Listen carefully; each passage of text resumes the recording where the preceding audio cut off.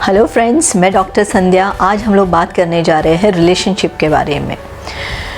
जैसे कि हम कहते हैं कि रिलेशनशिप कैसे होना चाहिए।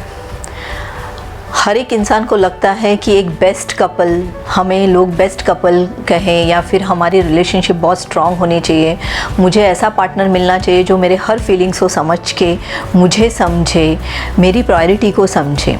ये हर एक का एक मन में होता है। एक लड़की के भी सपने होते हैं, सेम एज अ लड़के के भी सपने होते हैं, लेकिन कई बार ऐसा होता है कि ये हो नहीं पाता है।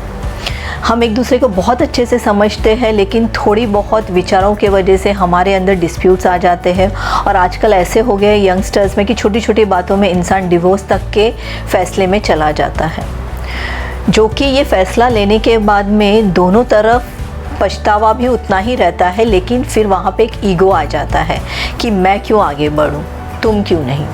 और यही जो ईगो होता है वो रिलेशनशिप को ख़त्म कर देता है। तो मैं सबसे पहले आपको कहूँगी कि कुंडली मैच करवाने से अच्छा या फिर फैमिली मैच करवाने से अच्छा या रेपुटेशन मैच करवाने से अच्छा आप एक दूसरे के लव लैंग्वेज को समझिए कि लव लैंग्वेज क्या होता है। जैसे कि फॉर एग्ज़ाम्पल है कि एक कपल होते हैं जिनमें एक को कुकिंग का बहुत शौक़ होता है और दूसरे को होता है घूमने का।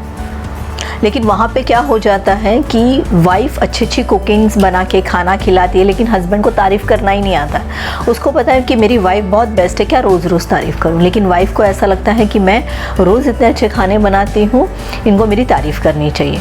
और वहाँ पे हस्बैंड ऐसा होता है कि उसको लगता है ये पूरा दिन किचन में रहती है और मुझे घूमना पसंद है और उसको घूमना अच्छा नहीं लगता है। तो वहाँ पर क्या हो जाते हैं, वहीं से शुरू होती है एक दूसरे के जो डिस्प्यूट्स हैं वो क्रिएट होते हैं। तो सबसे पहले आप समझिए कि अगर आपकी वाइफ़ आपको खाना बना के दे रही है तो that is her love language. वो अपने प्यार को अपने खाने के थ्रू एक्सप्रेस करती है, आपको खिलाती है। तो आपको एक रिस्पेक्ट होना चाहिए। भले आपको लगता होगा कि रोज़ बना रही है, लेकिन रोज़ एक बहुत अच्छा खाना बनाए या आप बहुत अच्छी कुक हो, ये जो एक कॉम्प्लीमेंट भी रहता है ना, उस लेडी के मन में आपके प्रति रिस्पेक्ट क्रिएट करती है।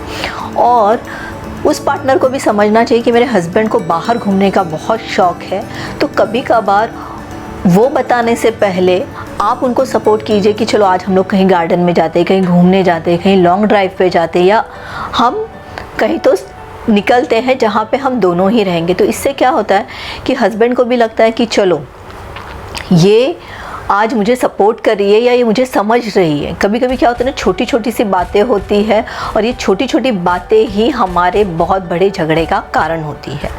सो शायद हो सकता है कि आपके पति का लव लैंग्वेज ही है कि आपके साथ घूमना, आपके साथ टाइम स्पेंड करना। तो एक दूसरे के प्रायोरिटीज़ को समझिए, एक दूसरे के चॉइस को समझिए, ये बहुत ज़रूरी है। कभी कभी क्या होता है ना कि लाइफ में हस्बैंड जो होता है वो थक के घर पे आता है तो उसको ऐसा लगता है कि मुझे शांति चाहिए और वो खा पी के सीधा सो जाता है, और वाइफ़ को लगता है कि ये मुझसे प्यार ही नहीं कर रहे हैं।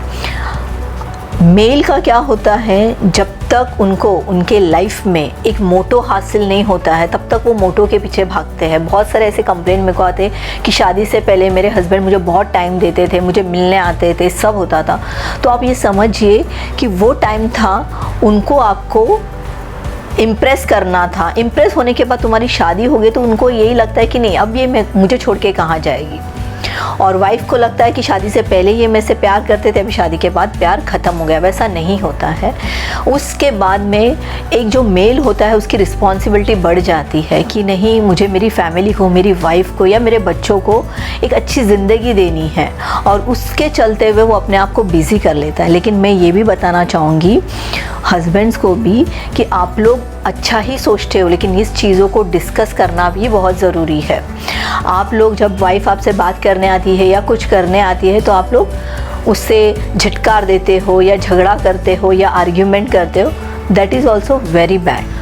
हस्बैंड लोगों को भी ये जानना बहुत ज़रूरी है कि आपको लगता होगा कि रोज़ रोज़ क्या सेम टॉपिक पे हम बात करें, लेकिन ये समझाना भी ज़रूरी है, क्योंकि वाइफ़ भी जो होती है वो पूरी तरीके से आप पे समर्पित रहती है।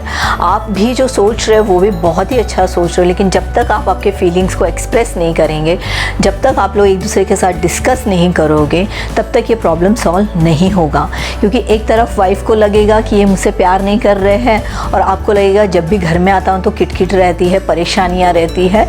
तो ये क्या होगा, धीरे धीरे चल के ये जो जहर होता है ना, ये दिमाग में भर जाता है।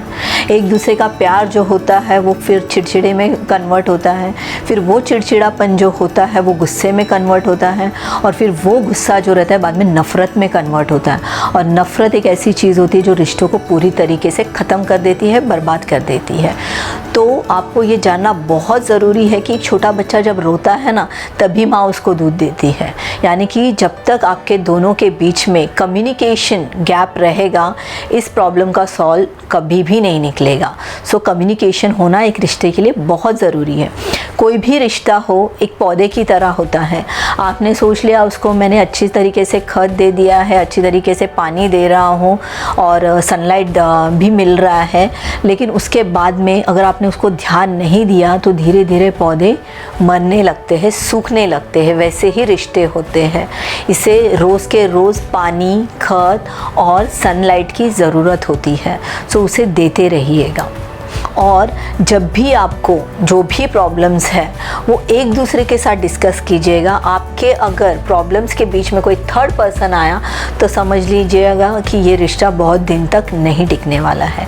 अगर आपको आपके रिलेशनशिप को लेके कोई एडवाइस लेनी है या किसी भी तरीके की आपको मदद चाहिए तो रिलेशनशिप काउंसलर से मदद लेना सबसे बेस्ट होगा, न कि आपके फ्रेंड्स लोगों के साथ में, नेबर्स के साथ में। इवन इफ़ अगर पेरेंट्स भी है तो भी मत लीजिएगा, क्योंकि हर एक का एक कॉन्ट्रा इंडिक्स होते हैं। क्योंकि अगर आप अपने माँ बाप से कोई भी सलाह लेंगे तो वो आपके तरफ सोच के बात करेगा, या फिर आपने आपके भाई बहनों के साथ में ये करेंगे तो वो आपका सोच के करेगा, वो आपके वाइफ के बारे में या वो आपके हस्बैंड के बारे में सोच के आपको सजेशंस कभी भी नहीं देगा। तो रिलेटिव्स है या फिर और भी कोई इर्द गिर्द है, वो वन साइडेड आपको ये करेंगे। हाँ, पेरेंट्स कभी कभी ऐसे होते हैं जो न्यूट्रल है, तो वो आपको एक बहुत अच्छा सजेशंस दे सकते हैं। लेकिन मुझे ऐसा लगता है कि अगर आप काउंसलर के पास जाएंगे तो वो आप लोगों को न्यूट्रल रह के कोई भी एडवाइस देंगे। तो जो भी रिलेशनशिप प्रॉब्लम्स है वो सबसे पहले आपस में निपटने की कोशिश कीजिएगा, उसके बाद में काउंसलर या फिर एडवाइज़र के पास जाइएगा। Thank you.